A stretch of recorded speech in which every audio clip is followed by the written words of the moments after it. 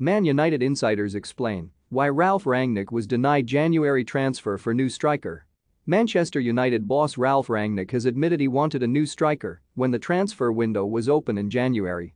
Dusan Vlahovic, Luis Diaz and Julian Alvarez were three of the names the German reeled off in his press conference on Friday. And now, club insiders have revealed the Glazers didn't sanction any signings because it would eat into the summer budget. Back in January, United striker Mason Greenwood was suspended by the club at a time where Anthony Martial was poised to join Sevilla and Edinson Cavani was injured. Rangnick then wanted the club to act, believing Cristiano Ronaldo needed support when it came to coming up with goals at the club.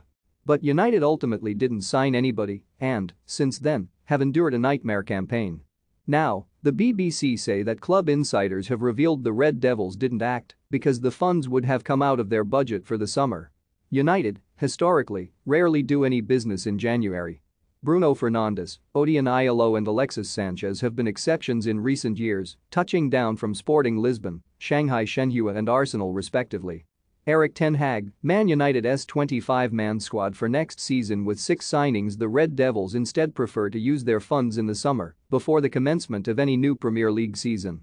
And with a big summer ahead, something they were aware of back in January, they ultimately decided to save their cash. There were also concerns of the club that the incoming manager might not have approved of one of Rangnick's targets. Rangnick had revealed his desire for a new striker when speaking on Friday ahead of his side's Premier League clash with Brighton. He said, "We lost 3 strikers, long-term, including Edinson Cavani, who was injured at the time. We should have tried to sign a player in the 48 hours we had, since we knew Mason wouldn't be available and Anthony had already left on loan. We were also aware Edinson might not be available for 8 out of 10 games, but we didn't do it. Don't miss Ten Hag's 10 transfer targets at Man United," explained Anthony. Comments suggest Ten Hag reunion at Man United is possible. Man United have 5 players who can be amazing under Ten Hag. There were a few. Diaz, who is now at Liverpool, Alvarez, who will be at Manchester City in the summer, and Vlahovic, who at the time was still with Fiorentina. The answer was no, and that was it. I spoke to the board and told them, shouldn't we at least speak and analyze and find if we can at least get a player on loan or a permanent deal? In the end the answer was no. Maybe they didn't want to do any winter business. Think you know sport? Test your sporting knowledge with our tricky quiz. Maybe we should have at least discussed it internally because it might be necessary and important. It would have been short notice anyway, but still, 48 hours is 48 hours. It might have been at least worth a try. But we didn't, and it wasn't done. This summer, United are now set to add a new marksman to their squad. Cavani and Martial are primed to leave, while it's still unclear if Greenwood will ever play for the club again. Darwin Núñez, of Benfica, is one player on their radar. Want the latest football news?